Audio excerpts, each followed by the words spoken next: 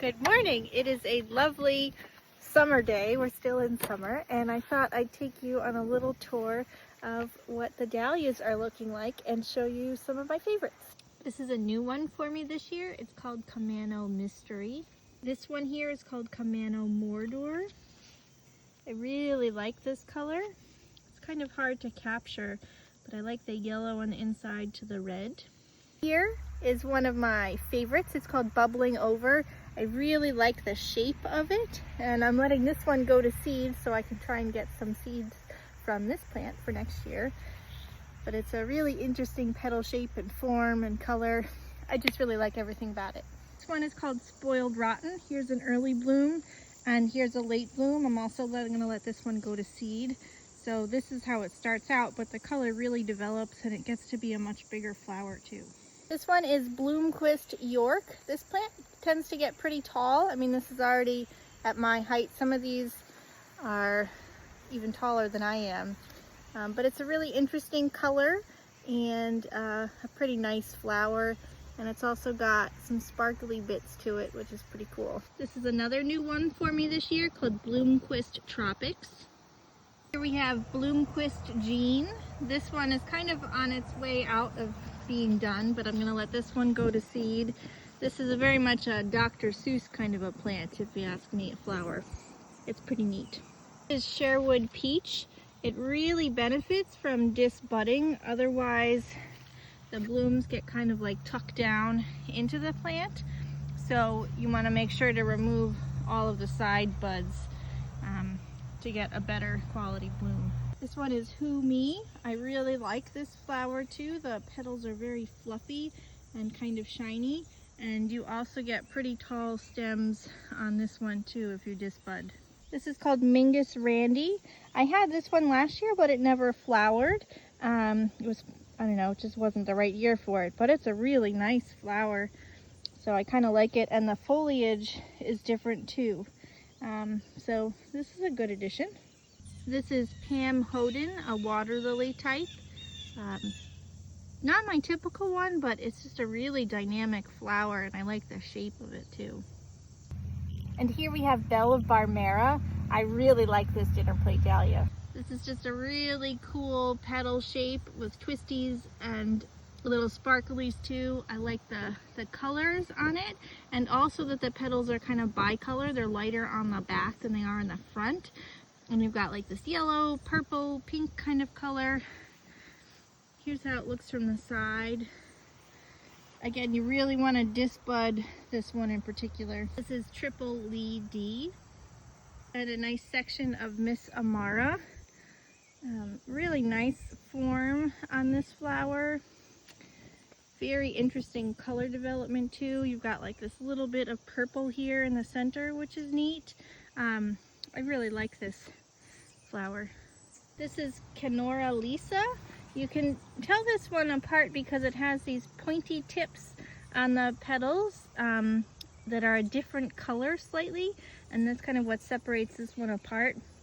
Sometimes they're a little bit split on the edges, but here's an early bloom and here's a later stage bloom. But this is a really great flower. Now in this section is Normandy Sweet Lucy. There's a few that I have that look kind of similar to this. Just Peachy is one of them, but this is Normandy Sweet Lucy.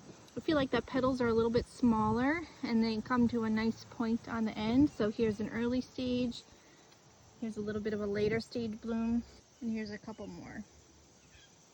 But it's a really nice sweet flower. This is Cameo Peach. This is a top 10 for sure.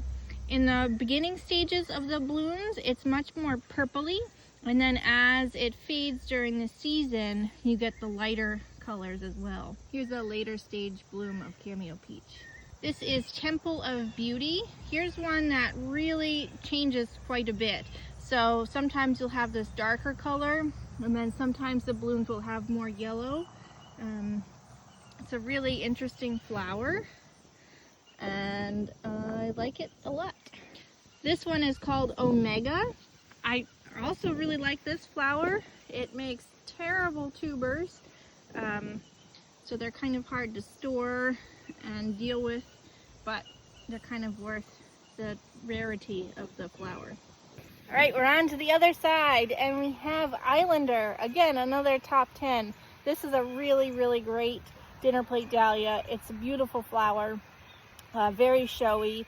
Gets larger blooms if you remove the side buds. But here's a look at the flower. You can sometimes get these little streaks in the colors.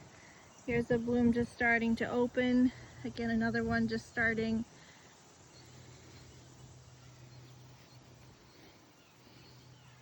But if you want a nice, bright, flashy dahlia, this is a great one. This is Tempest. Kind of an interesting, like orange-red color. This is Myrtle's Brandy. It changes color quite a bit.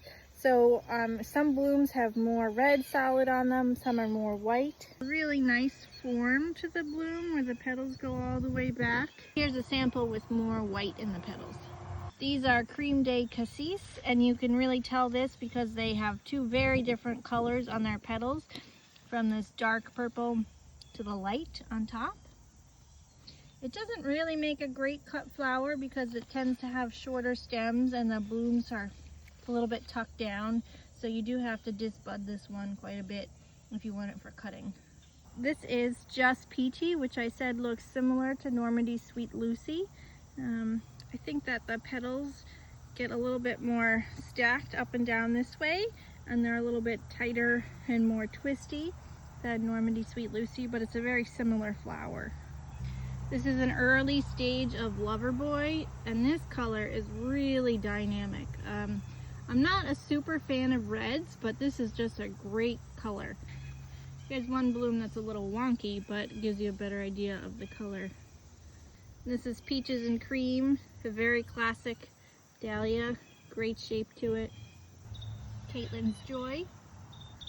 These are Parkland Tribute, very similar to both Triple Lady and Robin Hood, but a great ball form. Great color, no notes. This is another new one called Roban Creamsicle. This is kind of a later stage bloom that's already opened. Another new one called Fanfare. Pretty nice dahlia.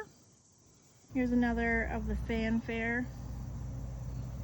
Here is Robin Hood. You can see Robin Hood has more variation along the petals where it's not so much of a solid color. Here's another example of Robin Hood. Okay, and talk about differences in blooms. So this is Misty Changeling. Sometimes it can be solid red with a little white mix, and sometimes it's more white all around. So if you like a surprise with every bloom, Misty Changeling might be for you. And I've also added Skipley Spot of Gold to this year's lineup. So it's a smaller bloom size, just my hand for reference, but it has these little pointed gold spots. Pretty nice form and a little spider. This is AC Moonwalk, a new addition from last year, and I only got one bloom, but I increased the amount of tubers. I didn't sell any last year because I wanted to get more tubers for this year. So they're just kind of getting started. I'd say this one takes a little bit longer. Now we have another section of a multicolored dahlia. So this is AC White Rabbit. Sometimes it's a solid purple. Sometimes you get colors like this. And then sometimes it can also be, you know, more white all around. AC Rosebud. It's a smaller flower, but it's got a pretty neat little petal shape that's pretty sweet. That's just kind of what I think of it. It's a nice new addition. An AC Rosebud. AC Devon. I love this flower. And another AC Devon. So that's what the dahlias are looking like so far today. We'll do another tour in another week or so when I have more that are open for you. Let me know if you have any questions in the comments. I hope that you're enjoying dahlia season.